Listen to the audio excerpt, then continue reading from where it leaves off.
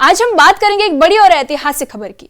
America के राष्ट्रपति Donald Trump ने ऐलान कर दिया है कि इजराइल और हमास ने उनके शांति योजना के पहले चरण पर सहमति जता दी है। इसका मतलब है कि लड़ाई कुछ समय के लिए रुकेगी और कम से कम कुछ बंदियों और कैदियों की रिहाई होगी। ट्रंप का कहना है कि इजराइल अपनी सेनाओं को कुछ क्षेत्रों से पीछे हटाएगा और हमास 20 जीवित बंदियों को रिहा करेगा। आज हम आपको आसान भाषा में समझाएंगे कि ये समझौता क्या है, इससे क्या क्या बदलाव आ सकते हैं, दुनिया के नेताओं की प्रतिक्रिया क्या रही और आम लोगों का क्या कहना है। न्यूज़ 18 के सोशल मीडिया प्लेटफॉर्म पर आपका स्वागत है। मैं आपके साथ साइमा परवीन। सबसे पहले बात करते हैं इस समझौते के बारे में। तो अमेरिका के राष्ट्रपति डोनाल्ड ट्रंप ने कहा कि यह शांति योजना का पहला चरण है। इस चरण में हमास 20 बंदियों को रिहा करेगा और इसके बदले कुछ फिलिस्तीनी कैदी छोड़ दिए जाएंगे। वहीं इजराइल अपनी सेनाओं को गाजा के अधिकतर हिस्सों से पीछे हटा लेगा। ट्रंप का कहना है कि यह कदम मजबूत, टिकाऊ और हमेशा के लिए शांति की ओर पहला कदम है, यानी कि सिर्फ एक छोटा लेकिन महत्वपूर्ण हिस्सा है जिससे भविष्य में ज्यादा बड़े शांति समझौते की राह बनेगी। ट्रंप ने सोशल मीडिया पर लिखा कि जल्दी सभी बंदियों को घर लौटाया जाएगा और इजराइल के प्रधानमंत्री बेंजामिन नेतन्याहू ने इस समझौते का स्वागत किया है। वहीं हमास ने कहा कि यह समझौता इजरायली सैनिकों की वापसी सुनिश्चित करता है और साथ ही मानवता की मदद पहुंचाने, बंदियों और कैदियों के आदान प्रदान की सुविधा भी देगा। ट्रंप की इस पहल की सराहना तुर्की के राष्ट्रपति रेजेप तैयप एर्दोगन ने भी की। उन्होंने ट्वीट कर कहा कि ट्रंप ने आवश्यक राजनीतिक इच्छा शक्ति दिखाई और कतर और मिस्र की मध्यस्थता की तारीफ की। एर्दोगन ने यह भी कहा कि तुर्की पूरी तरह से समझौते की निगरानी करेगा। अब आपको बता दें कि दुनिया के नेताओं ने भी समझौते की तारीफ की है। अर्जेंटीना के राष्ट्रपति जाविर मिलेई ने इसे ऐतिहासिक करार दिया और ट्रंप के लिए नोबेल शांति पुरस्कार का सुझाव दिया है। वहीं कनाडा के प्रधानमंत्री मार्क कार्नी ने कहा कि बंदियों को जल्द ही अपने परिवारों से मिलना चाहिए। न्यूजीलैंड के विदेश मंत्री विंस्टन पीटर्स ने कहा कि यह पहला सकारात्मक कदम है। वहीं जापान के chief cabinet secretary Yoshimasa Hayashi ने भी इसे मध्यस्थता की दिशा में बड़ा कदम बताया है। इजरायली सेना ने चेतावनी दे दी है कि गाजा के उत्तर हिस्सों में अब भी खतरा है। उन्होंने वहां के नागरिकों से कहा कि वे उन क्षेत्रों में ना लौटे जहां अभी सैनिक हैं।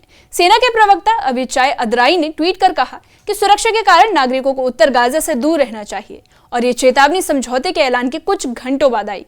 गाजा सिटी में पत्रकारों ने समझौते का जश्न मनाया है। वहीं संयुक्त राष्ट्र महासभा की अध्यक्ष एनालेना बेयरबॉक ने कहा कि अब इस समझौते को तुरंत लागू करना होगा। उन्होंने कहा कि इसे पूरा करने का यही सही समय है और गाजा में तुरंत और बिना किसी बाधा के मदद पहुंचनी चाहिए।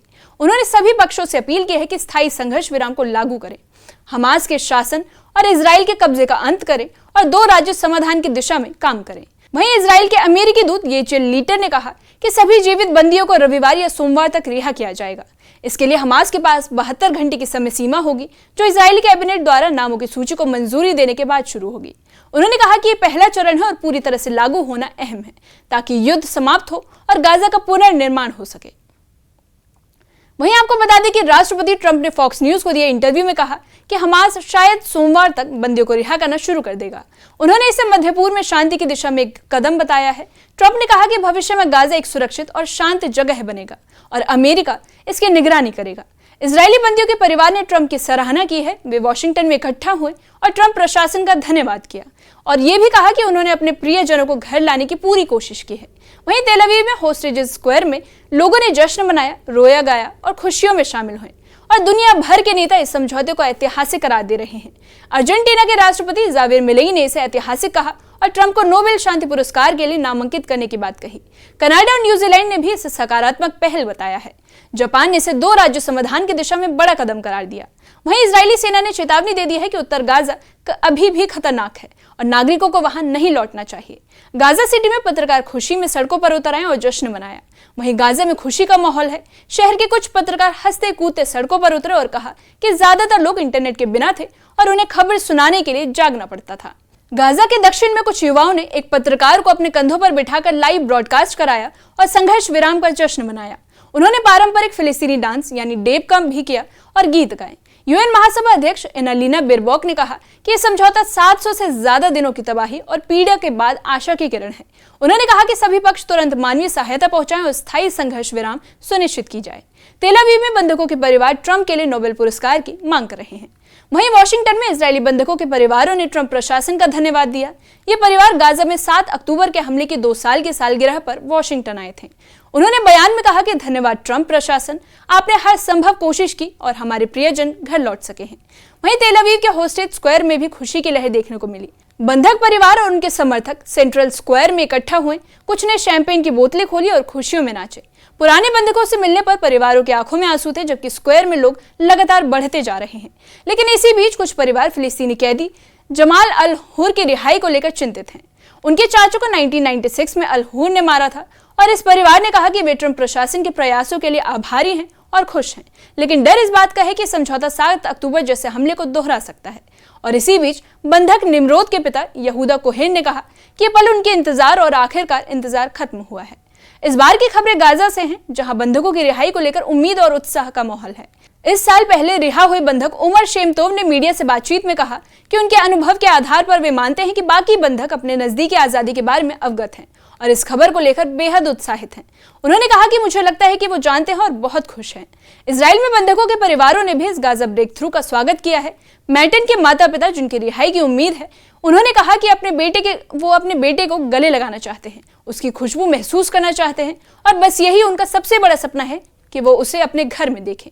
बंधक परिवारों के एक फोरम ने यह भी कहा कि उन्हें ये खबर उत्साह, प्रत्याशा और थोड़े डर के मिश्रित भाव के साथ सुनी। उनका कहना है कि यह कदम महत्वपूर्ण और सार्थक प्रगति का प्रतीक है, लेकिन उनकी लड़ाई खत्म नहीं हुई है। आखिरी बंधक के घर लौटने तक संघर्ष जारी रहेगा। वहीं कुछ फिलिस्तीनी परिवारों ने इस समझौते का स्वागत किया है। एयाद अमावी, जो मध्य गाजा में विस्थापित है, उनका कहना है कि खुशी और दुख दोनों मिक्स्ड हैं। उनकी उम्मीदें हैं कि समझौता लागू होकर वे अपने घर लौट सकेंगे। वहीं बच्चों की चोटें, घरों का नुकसान और मानसिक तनाव अभी भी एक चुनौती बना हुआ है। हमास ने फिलिस्तीनी कैदियों की सूची सौंप दी है, जिन्हें रिहा किया जाएगा। वहीं जाहिर जबारीन ने कहा कि सूची समझौते के मुताबिक बनाई गई है और आखिर का नामों पर सहमति का इंतजार है और जैसी प्रक्रियाएं पूरी होंगी, नाम घोषित कर दिए जाएंगे। आपको बता दें कि पहला कदम है, लेकिन उम्मीद यही है कि इसे सफलतापूर्वक लागू किया जाएगा। जैसा कि हमने देखा, ये समझौता सिर्फ गाजा में बंधकों की रिहाई या कुछ क्षेत्रों में सैनिकों की वापसी तक सीमित नहीं, ये मध्य पूर्व में शांति की दिशा में एक अहम कदम है।